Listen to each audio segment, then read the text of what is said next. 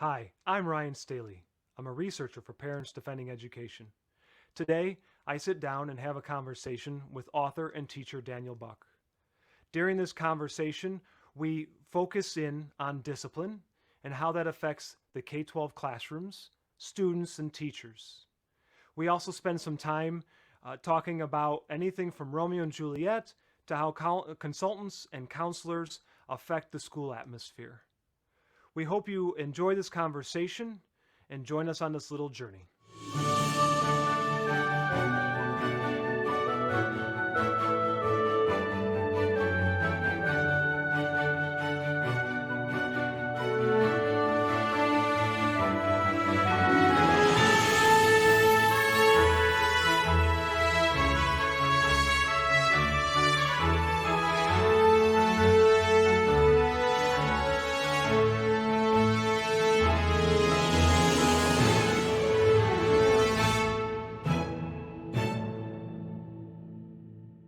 Hey, Daniel. So, thanks for joining us, man. I want to start here.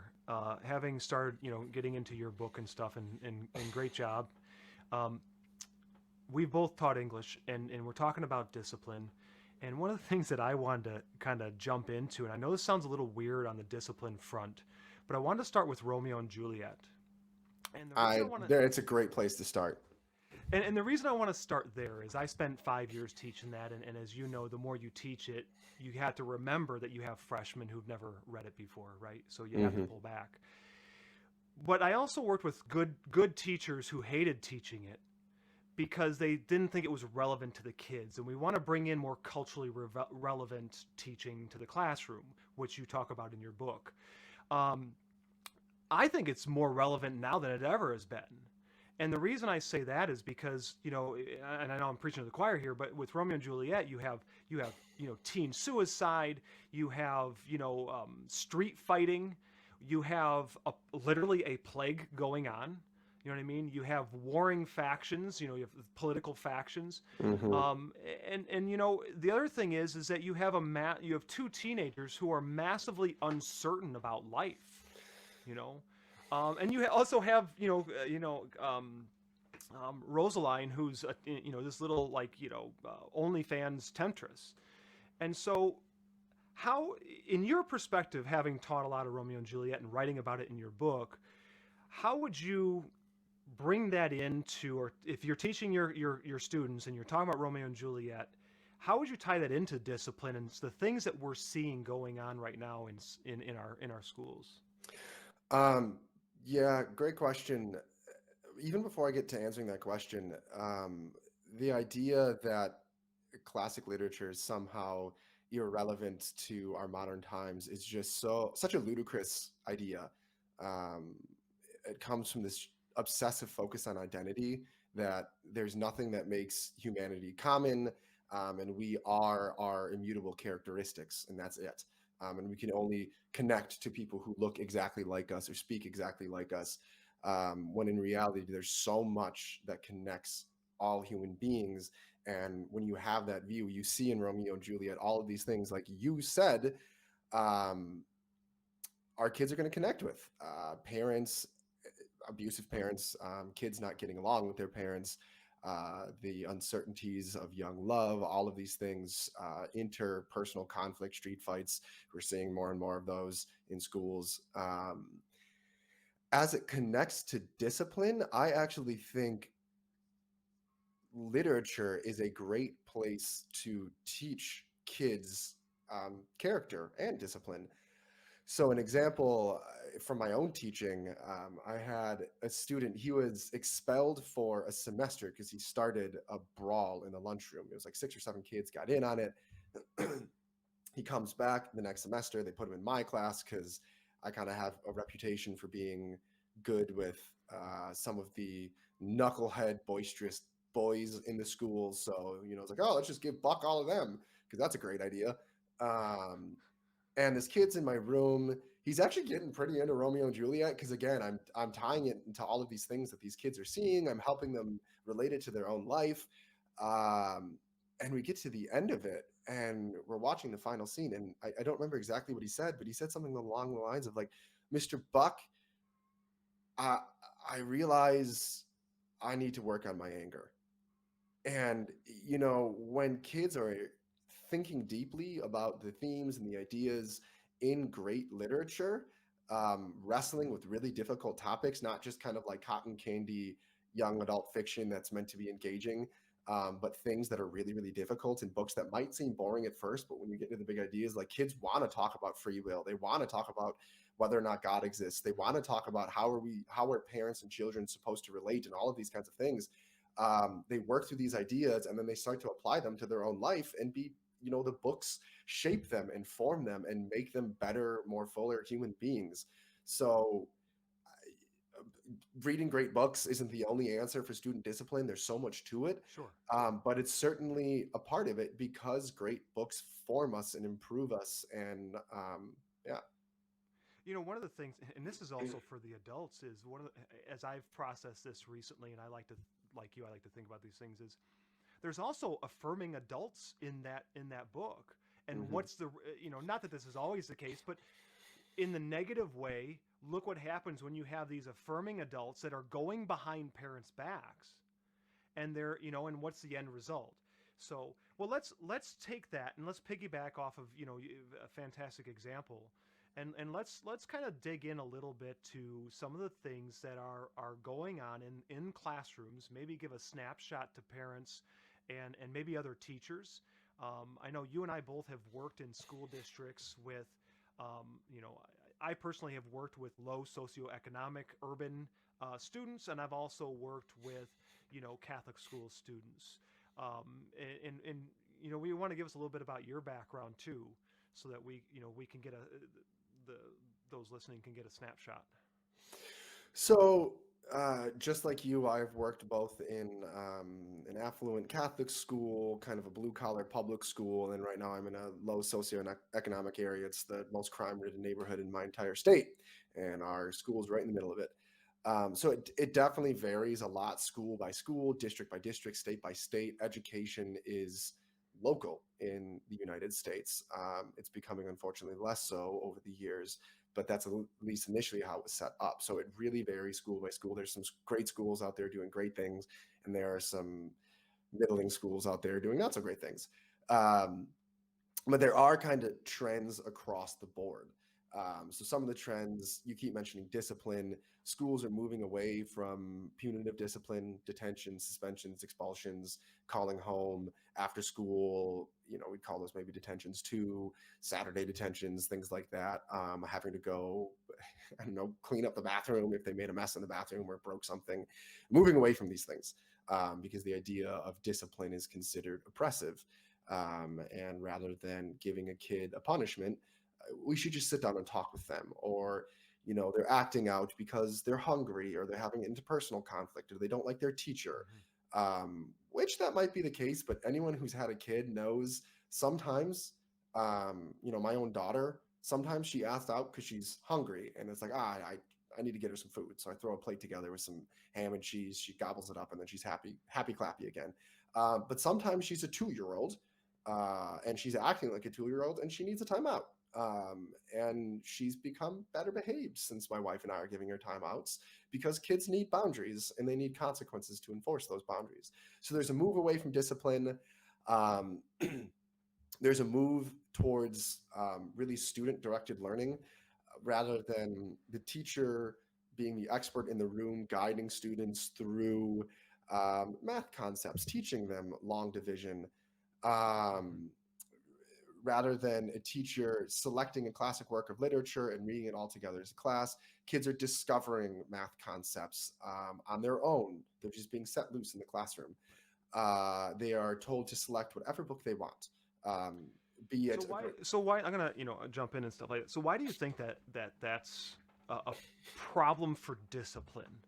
Meaning, like if freedom is a good thing, choice is a good thing, right? I mean, I've gone through the same programs as you, and that's when I first started going through my teaching programs. That was the democratic classroom and all Mhm. the and what you talked about, where the teacher is the learner too, and so forth. So why do you believe that that's contributing or is playing a role in the discipline having the lack of discipline in schools? Well, freedom, choice are a good thing, depending on where we're placing that freedom and choice. We want, at the policy level, we want parents to have a choice what school their kids go to. But I'm not going to set my daughter loose in a grocery store and say, choose whatever you want. Adult, a healthy adult authority is necessary and loving for children, telling them you don't get to play in the street. There are cars there. Um, Giving my daughter a choice to play in the street, that's not a good thing. Sure, it's freedom, it's choice, but children need boundaries and expectations and adult authority to keep them safe. As that plays out for discipline in the classroom, when kids are given too much freedom, things go off the rails. Kids need, I'm going to keep saying this over and over again, kids need something to do. They need something to read. They need something to keep them engaged. If you just set them loose in the classroom to pick whatever book they want, to learn on their own, to discover their way into germ theory, to research whatever they want, they're either going to get bored and turn to chaos, or they're going to find something unproductive to do because YouTube or TikTok or Instagram is way more fun than finding an article about germ theory and reading about it on your own. Right, because ideally we want we as an ideal teacher, and I think you, and maybe I'm wrong in understanding your comment about, was it educational romanticism, but I guess I would say that I've worked with a lot of good teachers, good people who kind of have this utopian view of education where if we just do X, the kids will want to do X. And one of the areas personally I've seen that the most problems we've had at the schools I've worked at is always in the free time they get in passing periods. Also, I had a major issue at the last school, and I have my mixed feelings with the technology in the classroom. Especially, I'm not a fan of one-to-one because a lot of the boys tend to sit down and play video games all the time. So let's pull back again. Like ideally, I want the kids to come in and, hey, I want to read this book. I want to do X. But what they're doing with the computers is they're sitting down and they're playing games. Or I've had students, sixth graders, jumping on porn. I've had the girls use it to destroy each other. Man, way back in 2007, I had students creating a Word document on the server that they would secretly have to go back and forth with each other to trash other kids, and bully other kids. So, kids are going to be kids. Mm-hmm. But I've found that the passing periods at schools I've worked at is really where a lot of the problems come from. Now we're seeing videos pop up all the time now that's becoming less and less the case, well, there's more cases of in-class behavioral problems, right? Mm-hmm. And so, the last school I worked at, I'm going to bring up an example of some of the things for some of the parents to give them an insight into what's going on, and I want you to share, what you can. But the last school I had, we had student fights in the hallway during passing periods, but then, the discipline models that are going on, you feel like there's no what am I trying to think?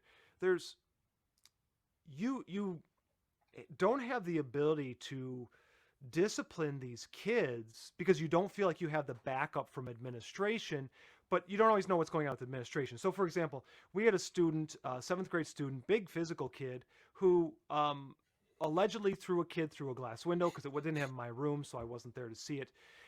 He threw a kid through a class window. Then in my classroom alone, he was a constant distraction, throwing things, trying to pick fights with other kids, making comments. At one point, he threatened to stab a girl in the eye, probably with a pencil, because he didn't have a knife on him, thank goodness. He did later that day stab the ISS teacher and make him bleed. And then it finally took months later where he had a conflict with a girl in his class, and first thing in the day, he couldn't get himself off of threatening to kill her. I mean, think about that. I mean, threatening to kill her. And that's finally when they suspended him. So, we see these discipline problems happening, and the problems aren't getting solved. from your perspective and the things you've seen, because I know you tweet about this a bunch, and I can tell you get frustrated. What's your perspective on those issues and the things that are happening at your school, or before too? Yeah, I mean, I've seen examples just like you've brought up where a student physically attacks another student. It might not be, beating them bloody, but hits them, kicks them, that kind of thing, bullies them, says something cruel to them, and they get taken out of the room, maybe get a stern talking to, and then they come back with a bag of chips. And they said sorry. They said sorry, right? They regret what they did. And it's like, okay. Um, I know a lot of your audience is parents, and this is, I think, going to become another fight kind of in the parent rights movement, not just the politicized classroom, but kind of chaotic classrooms, or even physically at times unsafe classrooms. And I think parents need to be aware of this, and be pushing and fighting back, because I might say this kid is acting up in all of their classes. We need to do something. We need to suspend them. We need to get them detentions. We need to get them put in a different, smaller class, one-to-one kind of support. At some point, they need to be expelled if they're making continually, again and again and again and again and again and again, making other kids unsafe. Like, we got to protect the learning of the other 29 kids. Correct. And two things for parents. One, if you're hearing your child talk about these things, make a fuss, because administration often want to keep kids in, because discipline numbers, if they're disciplining too many kids, it can look bad for them, so they kind of try and brush everything under the rug. But if a bunch of parents are putting up a fuss, as school choice spreads, if parents are leaving, which is happening at the school that I'm at right now, are leaving because discipline is so bad, that's going to change their mind. And the other thing is also, if your own child has gotten a detention or a suspension or a call home or something like that, um, I don't want to say always trust the teacher, but understand that we have 30 other kids in the room, and we want to help every single child there. Um, but we're trying to make the best learning environment for 30, 25, 35 different kids. And sometimes that means we have to discipline a kid. That's just any good child rearing, from parenting to teaching to early child care, requires some amount of discipline and punishment and consequences. So you can be skeptical, but this is one time where, as a teacher, I'm asking, trust us, support us. If it's becoming a problem, reach out to us and talk to us one-on-one. I think you'll find teachers are pretty reasonable if you get them on a phone and talk one-on-one with them. Yeah, and emails, and my advice too on that note is emails.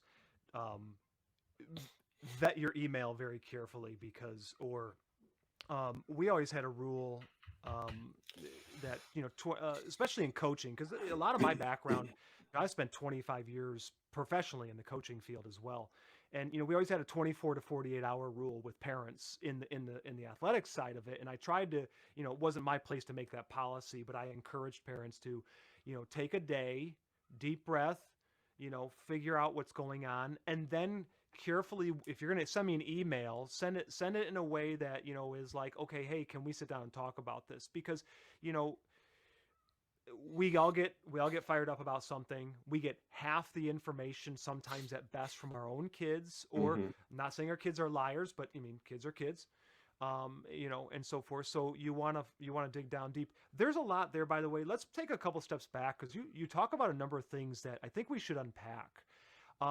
One of the things I wrote in a recent op-ed, and I've been looking for the data and I can't find it, so it's going to be a little rough data at the moment. But we'll talk about student distractions and why we have to have discipline in the classroom. And discipline, there is a disciplined chaos. I've had lessons in the past that were very effective lessons, and the students were fully engaged.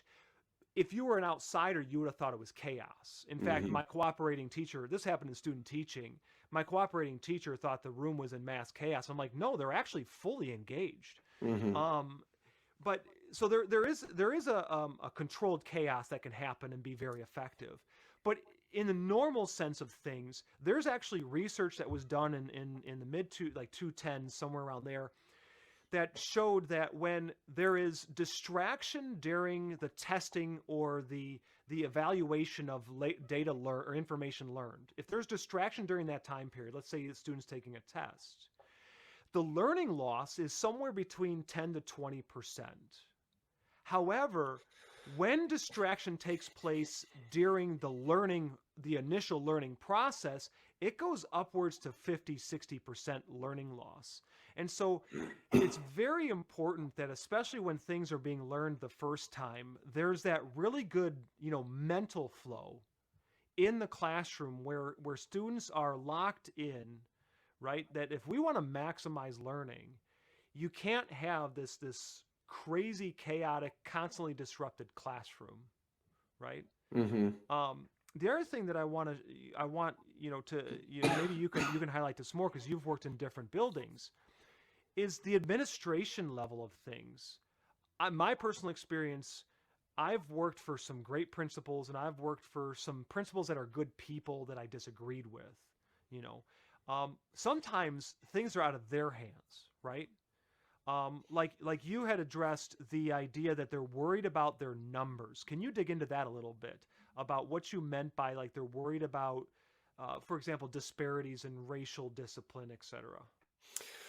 Yeah, two things there: the silence and then the data. The silence and then data. I have a piece in National Review.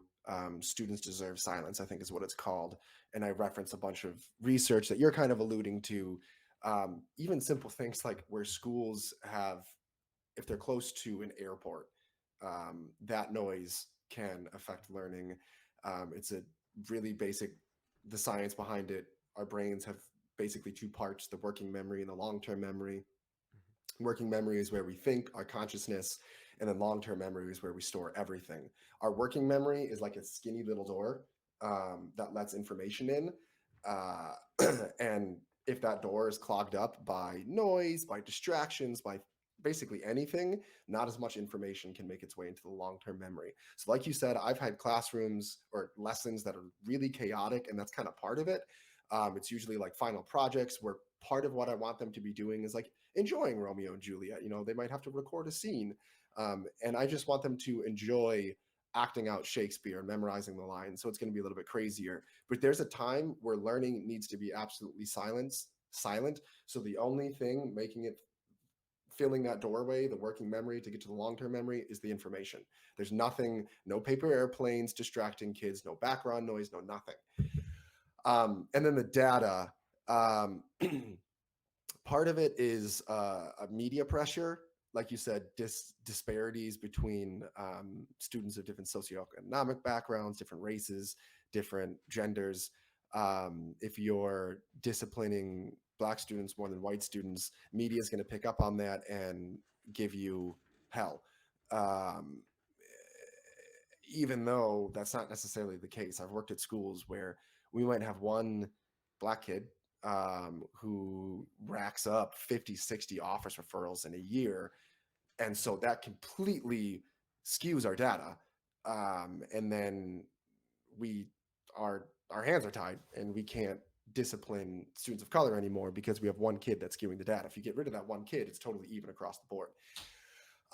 But yeah, media is bad. And then there's thankfully it's been rescinded for the time being, but Obama sent out a dear colleague letter that basically threatened school districts with legal consequences if they assigned suspensions, detentions, any of this punitive discipline unequally between students of different races. So schools, by law, um, couldn't discipline certain kids. And like you said, the administrators' hands were tied. And more states now are also passing laws that prohibit the use of things like suspensions and detentions for low level disruptions, which you hear like, oh, why would you suspend a kid for talking during class? Like they don't deserve it. But usually if they're getting suspended for that kind of thing, it's because it's been ongoing, Right. and Correct. it every single day, right? The other kids in class, their working memory can only hold so much, and every single day it's getting clogged up by this one kid who just can't control himself or has cussed out the teacher a couple of different times. And that needs to stop so the other kids can learn. So yeah, there are laws. The one of the things that I like to bring up in that note too is that, along those lines, is that in my personal experience, it's a very small subset of kids that tend to have the bulk of the discipline issues. Mm-hmm. It's always the same Billy that's always in the office or whatever. You know what I mean? And what's interesting in my experience is, you know, that kid a lot of times is kind of a fun, cool kid.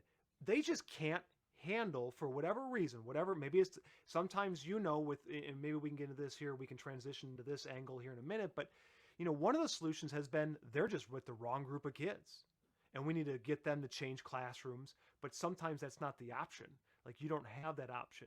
And I think you hit it very well when you said that, what people don't understand is that number on that report that goes to the federal government doesn't tell the story about why that kid was suspended or sometimes expelled. I mean, my dad was he retired from being a dean at a you know public high school, and was there for 30 some years and so forth. And um, I remember him telling me all the time that he's got to go down to the courthouse for this thing or that thing, or they had to expel a kid. And it's they whenever they suspend or expel a kid, it's not because they were talking out in class all the time. I think that, does it happen? And I know you were just using an example. Does it happen though? Yes, it does happen. But in reality, the numbers don't just tell the real story. And what I've found happening with teachers is that teachers started tolerating too much misbehavior, and which was then leading on to further, because kids are kids, right? Kids are going to get away with whatever they can get away with. Mm-hmm. I mean, I don't know about you, but I, was not a saint. Surprise. But kids are going to get away with, and there was definitely that line where it's like, okay, I'm not going to go here.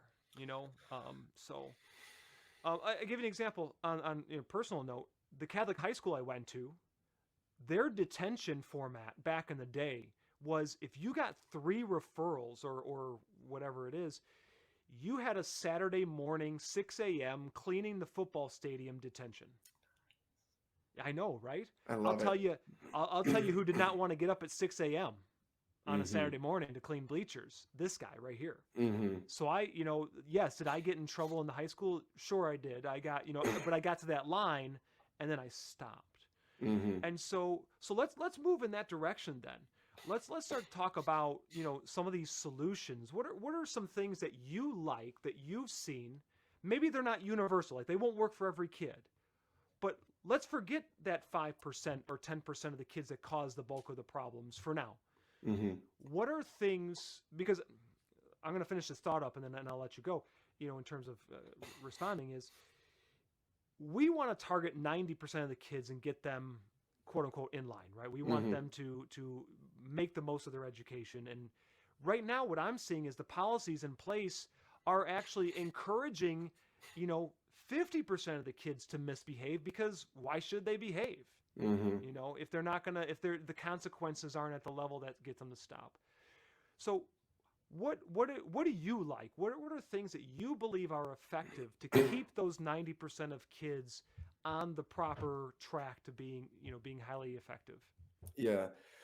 I think some of the best schools out there, there's a phrase, it's kind of fallen out of favor in education, but I still like it: sweat the small stuff. Mm-hmm. If you go to sort of these, what are considered super strict, uh, no excuse schools in the inner city that are having a whole bunch of success with inner city kids, they, they've gotten famous for sending a kid home for the day for having the wrong uniform socks on. But if you pick the small fights, bigger fights don't come along. Like you said, kids find where the line is and then go up to that. And if they find the line is the little details of my uniform, well, then I can't cuss out a teacher. That's absolutely not. I'm not going to be able to get away with that, because I can't even get away with wrong colored socks. And they get these schools get so much blowback because they're considered too strict. But if you go out to a super privileged, affluent classical school out in the burbs, it's going to be the same thing if they're a uniform school. If a kid Mhm. shows up out of uniform, they're certainly going to get a detention for the day, and they might get sent home for the day. At the Catholic school I was at, we'd put them in an ugly collared shirt, and then they had a detention for the day. And if it happened again, it was like we'd call their parents and send them home. Be like, you need this, can't stop it. This can't Yeah. keep going on. They're just as strict. So schools that really sweat the small stuff, because, like you said, kids find that line and aren't going to cross it, and then just being clear with consequences, and every expectation that you set with kids has to have some enforcement policy. Any expectation that you set is going to have to be enforced in some way. So an example for my school this year, we're having a bunch of problems getting kids to the classroom in the morning. They were just Mm. kind of, they kept staying in the hall, and then everyone was Oh, coming in yeah. tardy. And I finally went to my dean of students. I was like, do we have a tardy policy in the morning? And they were kind of like, well, no, not really. We just try to usher them into class, make your class engaging enough that they're going to go there on time. And I was like, we need a tardy policy. Make it 9:05. And if kids aren't in there by that time, they have an after school detention. And they did it. And you know what happened that day?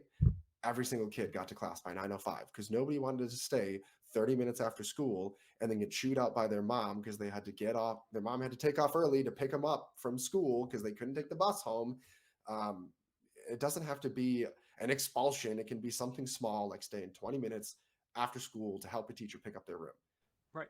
Well, and I found that with even with athletics, something that like you talk about interest, right? Like, well, we got to find things that are interesting for the kids, and then they'll want to do these things. I'll tell you what, surprise, surprise, even with athletics, teams that kids want to be on, they want to play on, they're still going to come late. They're still going to stroll in, and they're not going to follow. They're going to have the wrong shoes or whatever. They're still going to do that, even though that's something they want to do and they're interested in. And when I worked at the university level and I helped the university build a brand new men's volleyball program, one of the things that we did from the get go was we only had 9 guys that first year, but we stuck to our guns in terms of discipline. So, for example, a couple of our guys were not going to lifting like they were supposed to.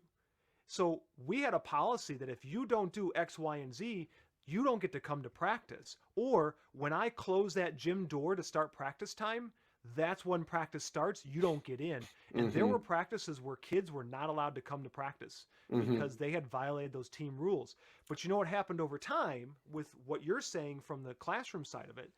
What happens over time is those kids don't want to miss out on that.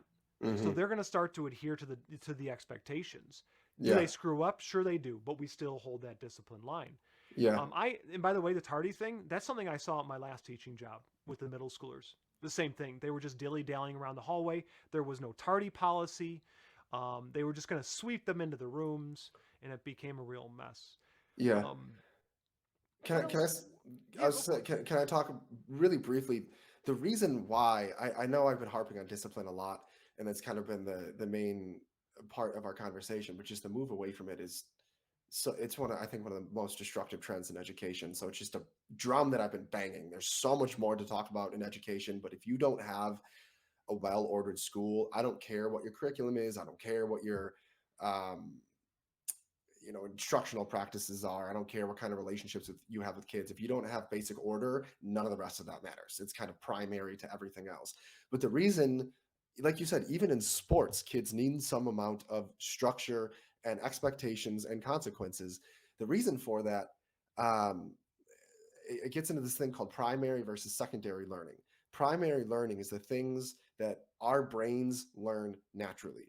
My daughter, I didn't have to sit down and give her lessons on speaking. She just kind of naturally learns spoken language. I didn't have to give her lessons on gross motor movements. She just learned that on her own. There are these things that our brains are primed to learn, and it comes through play. It comes naturally, it comes joyously. And then there's everything else. Evolution set us up to a point, and then we created societies and written language, so reading and writing, science, history. This stuff doesn't come naturally to us. In fact, it's a little bit unnatural to learn. So our classrooms, aren't going to look like the play and fun of toddlerhood. And that's where when we talk about, you a while ago, you mentioned romanticism in education. You might call it progressive education, Mhm. mistakes these two and thinks, oh, well, if we just make our classrooms fun enough and engaging enough and with enough play and games, and kids are going to want to be there. And that's not how it works, because Mhm. all of this addition, the stuff of culture, again, reading, writing, science, history, these things, they're not natural to us. And so how we learn them is going to be a little bit unnatural, and it's going to have to it's going to require it, extrinsic motivation. So things like rewards and punishments. You get an A and a cookie if you do well, or you get an F and a detention if you can't meet the expectation. So we are always going to need some amount of discipline, no matter how good the teacher is, no matter how supportive the families are, no matter how well run the school is. Discipline and consequences is always going to be an essential element of any education, be it affluent private schools, struggling public schools, even home education. Mhm. You got to be able to send your kid to their room sometimes, or take away playtime or whatever, take away dessert. You got to have some sort of enforcement policy for this unnatural learning. Well, and when you tie in and when you tie in, neuroscience, for example, and what we know about how the brain develops, especially, for what we're talking about, we don't need to get too deep into it, but in the basic sense, you have the prefrontal cortex, which is about long-term thinking, right? I'm just being very basic here, and it's about long-term thinking. Well, we know that that part of the brain does not fully develop until what, 25 for boys, especially somewhere in there, and I can attest to that. You know, I went Mm-hmm. through it once. I don't want to do it again. Um, but so we're assuming, based on this progressive style of education and the progressive style of discipline, we're assuming that we can rationalize with a young human being who doesn't. And by the way, every kid is different, right? Every kid has a different developmental stage. Some might Mm-hmm. be a little more advanced than others. Fair enough. But we're still trying to rationalize with some of our youngest kids who don't have the brain development yet to really think, well, if I do this thing now or I don't do this thing now, then that's going to affect me, the person, 20 years down the road, right? And so it should be, and this includes the discipline part. And when I talk about discipline, and when I've talked about discipline with my students in the past and consequences, it's not always negative. I think Mm-hmm. that's the other thing too, right? Is that consequences can be positive. If you do X well, the the consequences are you get this reward. Mm-hmm. Okay, so not positive, negative. I guess drawing back though is that you know we need to, and I think you write about this, that we need to guide the kids because they don't know what they don't know. Right? That's one of the things that I kept coming back to as I read your book and kept popping into my mind was they don't know what they don't know. And as adults, right? I don't know what I don't know in certain aspects of things. And so, but yet when you try to teach kids discipline, you can try to, talk to them and you can sit down with them and say, well, you need to do this because you need to be successful 10 years from now. They don't care about 10 years from now. Mm-hmm. They care about who's Snapchatting or who's posting what on social media right now, right? Mm-hmm. So, what else? So, kind of drawing back here, what else are you finding, or things that maybe you want to try that you're not allowed to try at school that you think might be really effective? um I think it's actually something that I used to do that I haven't been able to do. Some of those rowdier class lessons that you've talked about, Hmm. it actually requires a lot more discipline on the front end, where then you can give the kids the freedom because they've already learned the boundaries, so that when you give them freedom, they know not here are the lines, do not cross them. So I Yeah. used to be able to do things where I'd sit them down on a Monday. It's like, all right, we finished. Like, well, we started with Romeo and Juliet. Let's keep going with Romeo and Juliet. We finished Romeo and Juliet. Here's your task. Uh, you have to either record a scene, or memorize and act out a scene in front of the class by Friday. Hmm. Go.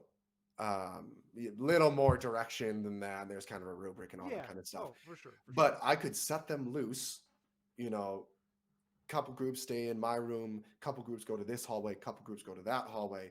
And because the school had um, clear behavior expectations and enforcement policies, we could do these fun projects. We could do these kind of um, more outlandish things because the kids knew the boundaries and would stay in them. So if we want some of that play and fun in the classroom that the progressives want, we then also need the discipline and the order that comes with a more traditional approach to discipline. Totally. So I don't know, that's the first thing that comes to mind that I wish I could still do. Yeah. Well, and that comes back to the discipline equals freedom piece. I know Mm-hmm. Jocko Willink talks about a lot. And I saw that with athletics. I know I keep coming back to athletics, and to me that's just a different classroom. But Mm-hmm. with athletics, I mean, you can't be successful if your athletes are not highly disciplined within the system, right? Or discipline in the gym during practice. My dad was a longtime basketball coach as well, and when I would be in the gym while he was doing, his coaching with his players, I was expected to be as disciplined as them. When he was talking, I wasn't talking, etc. And so I totally agree. And in fact, I've done projects like what you're describing with, I think, in fact, Romeo and Juliet, where we were working on that unit. But because we had, you and I have set expectations of behavior long Mm-hmm. before that, and the kids have adhered to those, Mm-hmm. and then you can move on to a little bit more of that style of teaching. And I see that they're trying to do that stuff with our youngest kids who don't have that background. I mean, in my case, I was working with freshmen in high school Mm-hmm. who a lot of them had spent their career in disciplined Catholic high schools. Yeah, it's a different animal. Yeah. um, And I like that you talk about discipline as freedom. You use sports. Another good analogy would be music. Um, mhm, sitting a kid down and saying you are free to play whatever you want on the piano. That's not really, they can't play that much. They don't have much freedom. But if you sit them down and say, here are your scales, memorize them, practice them every hour a day for 10 years straight. We're also going to memorize a bunch of Beethoven. You're going to put on recitals. You're going to do all of this seemingly boring work. Well, then by the time they've finished a music conservatory and they're 22 or 23, they have a whole bunch of freedom. They can play John mhm, Coltrane and improvise over giant steps. They could play Chopin, I don't know how to pronounce it in French, his nocturnes. They have all of this freedom because they sat down and did the disciplined learning initially. And I think that's something that parents can watch out for. Be wary of the fun in a school. Just because a teacher's classroom is fun and engaging doesn't yeah, necessarily mean it's good for the kids. Sometimes, especially in the younger grades, sitting down, memorizing math facts, doing phonics drills, doing spelling drills, doing drill and kill and rote learning is actually really, really, really important because then it's going to give them the freedom later on to do the more engaging and more fun science that comes. You got to master the basics, you got to master your scales before you can play um, bebop, before you can play Beethoven and these kinds of things. So that's just another thing where you're talking about discipline is freedom. It just popped into my mind. well, heck, if I sat down at the piano, I would be that person that would have no idea where to start. Mm-hmm. I mean, I might be able to peck out something here or there, but I would have no idea. And what? Here's something interesting that people, I found in my teaching career and coaching career. I was always amazed at the coaches who on the sports field had a super high demand of discipline. They were like what you talked about with skills, where they would drill the kids with skills, and they were very good coaches. But when they would go into the classroom, it was a totally different animal. And I was always baffled by that. I was always like, why are you not taking your really effective coaching Mm-hmm. and doing that with your students in the classroom? It was almost like night and day. And sometimes it was the opposite. I've worked with teachers who were very good and very disciplined in the classroom. They go into the coaching field, and it was just kind of a chaos, do whatever. Mm-hmm. And I also have worked, one of my best friends, she is mad consistent, both very structured in the classroom and very structured in the gym. And she, I mean, that's why she was one of the best coaches in Illinois High School Association. So, hey, I want to transition something here with some of the time we have left. I want to bring up a couple things that I've seen and things that I've seen with my work, and I want your opinion on this. Let me give you some background. The last school I worked at, one of the areas with discipline that I found interesting, kind of, as an observation, was that our school counselor, who on a personal level I thought was a good dude, the counselor was the one that started to take over the discipline in the building and started to run the discipline. And I actually saw some conflict. My observation was that there was a bit of conflict between him and administration, even because things were getting chaotic in the building. They wanted to go to a little bit more of a punitive style discipline, and the counselor was the one that pushed back and said, no, we need to stay with restorative justice and restorative practices. And even the teachers were in this cognitive dissonance where they're like, our classrooms are in chaos, but we're being told that restorative justice is a solution. Mm-hmm. Okay, but things are not getting better, but we're told this. Have you seen similar things? Yeah, actually. I think back to one of my schools that was moving towards restorative justice. Similar things were going on, and it was the social workers and the counselors that were really pushing it. And I think there's some reason for that. You know, restorative conversations, if we want to call them that, it's so tied up in an ideology that I'm wary of even using it.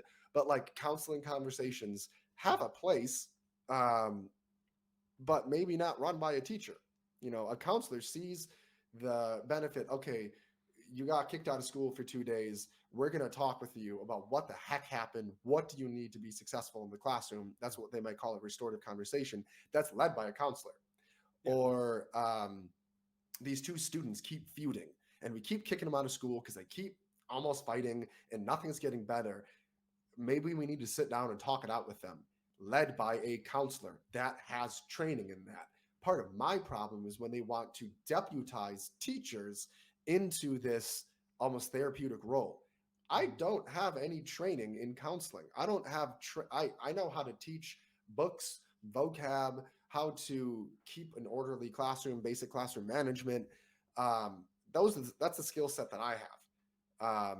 I've had, one of the conflicts that I think about, there are these two girls. One was from an abusive household. The other one, her dad had just died. They had a whole bunch of stuff going on in their life, and they kept nipping at each other. They were insulting each other online and then bringing it to school. And one of my administrators said, well, maybe you should sit down and have a restorative conversation with them. And I'm like, I'm a 29-year-old dude with no training in counseling. And I felt bad for these girls, but you think that's going to go well?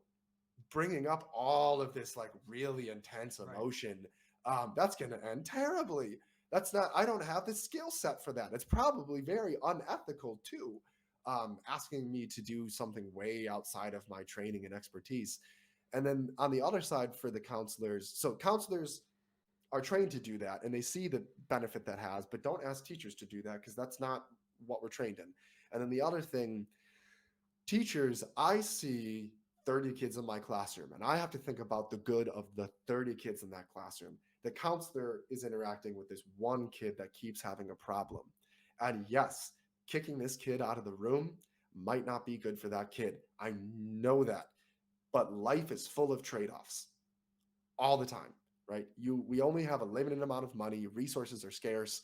And so if we spend money on X, we have less money for Y. Keeping this kid in the classroom might be better for him, but then he disrupts the learning for 29 other kids.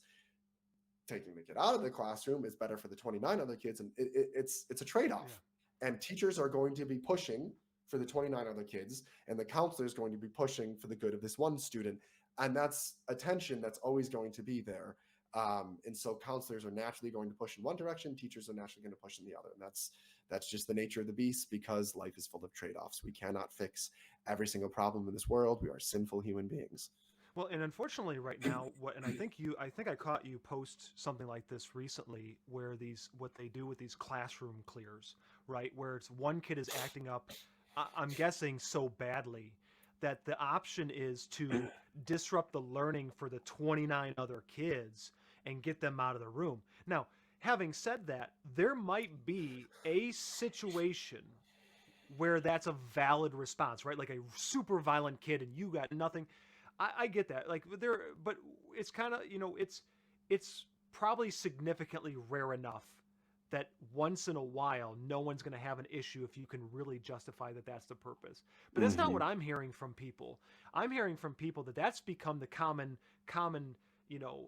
avenue to solving these problems is, oh, Jimmy's having a fit, okay, everybody out of the room. And it's like, Hmm. well, so why are we disrupting that? Where I think, you know is that an extreme? Sure it is, but it's becoming more commonplace.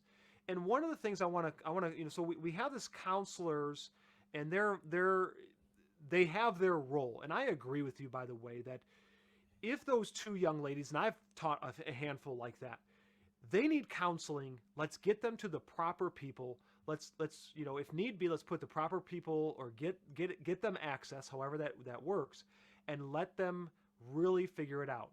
I've been in situations, and I'm sure you are too, where those kids will come to you and they'll start to dump on you, right? And I think the best thing we can do as teachers in that situation is listen. And then my response always was, okay, let's get you to the proper person to deal Hmm. with this deeper thing. And Hmm. I personally don't have an issue with that process. If the teachers are seen as, that student comes to you, says, I have these issues, and the teacher is trained to say, to maybe listen for a couple minutes and then say, okay, let's get you to the counselor, let's get you to the social worker, let's get you to the principal, whoever that person is, right? But you're one of the things that I've seen in the classroom, some teachers are wanting to become the counselors. Hmm. And then they talk about how they're exhausted all the time. I'm exhausted. Well, yeah, that is emotionally exhausting, Hmm. right? Have you, but so on that same vein, are you seeing these outside consultants as part of the problem, part of the solution? I mean, I can tell you from my line of work that I'm seeing, I can see the contracts, I can see the consultant trainings. I've sat through some, um, you know, but I know when I worked back in Illinois in the public school district, in my 4 years in that district alone, we had three different behavioral programs that they tried out. You know what I mean? Hmm. And so, can you speak to that at all about these programs, these consultants that come in, and how they make an impact in the discipline and in the school? Yeah, that's a question I haven't thought much about yet. So listeners, understand this is pure speculation and anecdote. I don't have data to back up this response, but what I've seen is often the specialists, quote, the experts that come in, are often the ones who are most bought into these bankrupt and progressive ideologies. Um, Even down to things like reading specialists. Often, a lot of the reading specialists that come in, I think, they're the ones who are opposed to things like phonics, which phonics is such a proven method of teaching reading that it's referred to. I mean, there's more to it than this, but largely phonics is the science of reading, and Mm-hmm. not in a way where during COVID we talked about the science, and it was all wrong. This is the science, and it's real that phonics is just the most effective way to teach reading. Can kids learn to read in other ways? Yes, but it's the most effective way for the most students. But I often found it's the reading specialists who are opposed to it.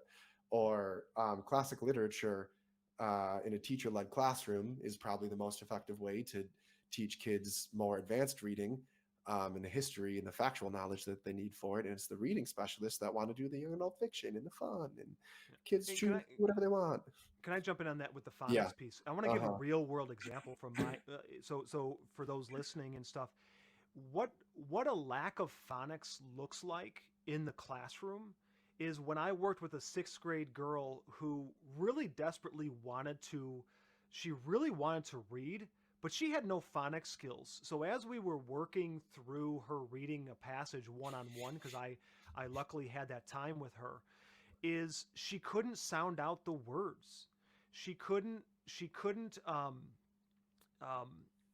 she couldn't decipher words that she wasn't familiar with. And so we had to almost take a step back and work with her on that. And that was sixth grader. You know, the poor kid really wanted to learn and really wanted to figure out how to be a good reader, and she just couldn't do it. And so that's a real experiential piece that I had with the lack of phonics. And you know, to put it in a sports analogy, I coached grade school basketball, and I ran a tryout with 60 sixth grade and seventh grade boys, and you would think that they all knew how to dribble, and so many of them didn't know how to dribble. They would dribble, pick up, run, dribble, pick up, run, and you know that in itself is a basic skill that my dad was a basketball coach, so I grew up in a gym all the time. I had my friends and I had that down at first grade. You know, the basics of dribbling, and so I guess that's an analogy to two different examples of how these lack of skills early on play out in the long run. Okay, let's come back again real quick to the consultant stuff. Um, you know, I have to believe, Daniel, that there are some good consultants that are effective out there. But I guess my question to you is, from your personal experience, somebody that comes in is paid tens of thousands of dollars, maybe even hundreds of thousands of dollars, to implement a program that is around for a couple hours a year, maybe even sometimes. Some of these contracts I've seen, they put in a couple professional developments, etc. Is that really effective, though? Is that stuff really effective? No, I don't have the research on hand, but I know a Oh, lot of it's okay. um, the after school professional developments never make any change. One thing that gives me hope is the concept of closing the door and doing what works. A lot of teachers. This is not really answering your question, but I think it's a message that needs to get out there. Is that most teachers aren't bought into the far left ideology that's making its way into schools, making its way into media. I think it's something like a third to a half of teachers self-identify as moderate. And moderate can mean all sorts of different things. You can be a moderate and still be on the left, and I think that's what most teachers are. But that at least tells us that they're not bought into all of the crazy stuff out there. And these consultants come in, and I know from my own experience, not just me, the conservative teacher, but most of my teaching friends sit through these meetings with these silly ideas about learning, silly ideas that giving kids consequences is mean and oppressive, and we roll our eyes, and then we go back to the classroom and we do what we know works. We teach phonics, we read great books, we do what we can to still discipline kids. And a lot of this stuff in schools is coming, the ineffective stuff in schools, the politicized stuff in schools is coming from the consultants, it's coming from admin, it's coming from state policy, it's coming from professors, it's coming from unions. And there are certainly a lot of teachers that are pushing for some of the crazy stuff, but most of us, we just want an orderly classroom. We just want to teach kids the history that we've come to love, the books that we've come to love, the math that we've come to love. And then we want to go home to our own families and not be too stressed out. That's what most teachers want. And I am grateful for the parents movement because they're helping us push back against the consultants, the advocates, the unions, the professors, the admin, the laws, all of these things that are making my job more difficult, that are making my job more ethically questionable. Well, I have to not do the things that my boss is asking me to do because I know it's not good for the kids, but then I'm going against my boss, and it's just all this kind of stuff. So that's probably not in any way answering your question, but it's just something on my mind that I felt like saying. Well, I think that's valuable because this money that's being spent on consultants, and education loves a good psychological fad, right? We cycle through, but if you're a student of history, let's say educational history like you are, guarantee you can look back throughout the last 100 years. I know you dig into Dewey and so forth, and You can, and even go back as far as Rousseau, um, is you can, what are the time tested things of the people, the education that's been successful, right? And I think personally, maybe there's a role for some type of consultants here and there, but I think it's just such a waste of money. Let's just talk about the money aspect for a minute, and then we'll close out here. The the money spent on these programs, like I said, the one district I worked in, they went through at least three different consultants for discipline programs. Partly because a new superintendent came in, and so the new superintendent didn't like the last program, so blah blah. That's that's hundreds of thousands of dollars that district just threw out the door, and then you have to get buy-in from the teachers, buy-in from the administration, and let's just face it, teachers are not they're not all the same, and what might work for you and me in my classroom may not work for Susie down the hall. But I agree with you on the token. Let's kind of to bring this all around is most teachers I've worked with are good people like you described. They just want to go, they want to teach the kids, they care about the kids, they want them to be educated, and then they want to go home and they want to, grade papers and do their family thing, you know. And are there some wackos out there? Have I worked with one or two that are a bit on the extreme side? Sure, but what's weird is I still liked them. I might I, have vehemently disagreed with them, but I still liked them. I've actually found a handful of like while like socialist Marxist totally bought into all of that stuff teachers. When it came to the classroom though, were very traditional because they saw that it worked. And if they wanted to empower students for social activism, for radical change, they understood they needed a disciplined education, a traditional education steeped in the classics and tradition and all of these things. So it's actually even some of the crazy lefties, good friends, love them. I have one guy in mind. He was actually very traditional in the classroom. Random anecdote, just an amusing one. So let's use that to transition then into closing. What are other things, because you've already conveyed some things for parents. What are Mm-hmm. some closing thoughts, some things that you would like to communicate to parents as we kind of navigate, the parental rights bill is up for, in Congress today, and all this stuff, the news cycle and all these things. What's stuff that you would want to communicate to the parents that are listening right now? Yeah, I think a lot of parents who are more involved in the parent movement than I am are probably doing a lot of things already, getting involved in groups, communicating a bunch with teachers, uh, even sending in FOIA requests to get um, documents and scoops and exposing things that school districts are doing. One thing from the teacher side, maybe two things. One, understand that a lot of teachers are your allies. I have a platform, and at this point, if I get fired, so be it. I'm going to get fired. A lot of other teachers don't feel that way. And so they might disagree with what's going on, but they're going to keep quiet because they need their job. They need to pay for their families. So they're not staying quiet because they're cowards. They're staying quiet because they need to put food on the table and they need their paycheck. Or, I have to maintain a collegial uh, working relationship with other teachers in the building, and it's just not worth being the pariah in the building because I want to have work friends and things like that. But a lot of teachers are your allies. Uh, you don't need to take an oppositional stance to all of them. Figure out which ones are on your side, and work with them. And yeah, that's the one thing. And then the other thing that maybe you're not going to hear from other people is educate yourself about education. Obviously, selfishly, I want you to read my book, but don't just focus on the crazy stuff that's happening in the classroom, but understand what effective classroom instruction looks like. So pick up and read a book or two, which I'm sure, again, a lot of your listeners have already done.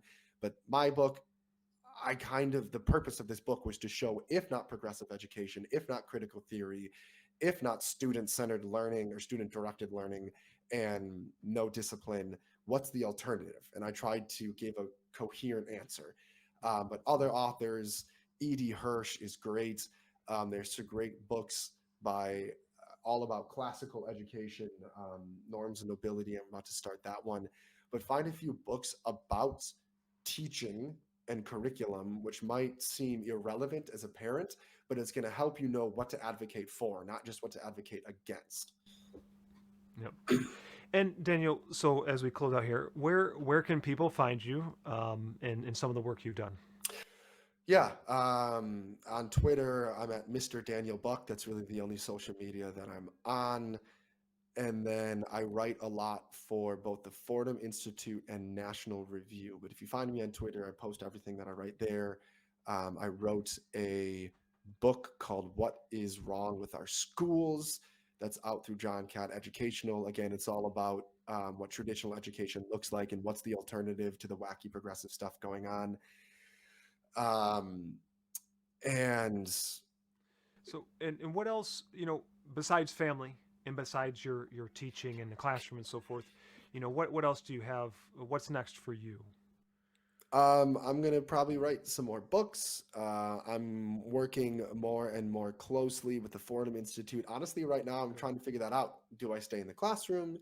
Do I turn towards writing full time? Because we need some,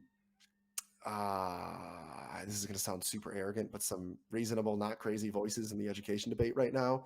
Mhm. So do I write full time? It's becoming too much to both be an advocate and a teacher and a dad.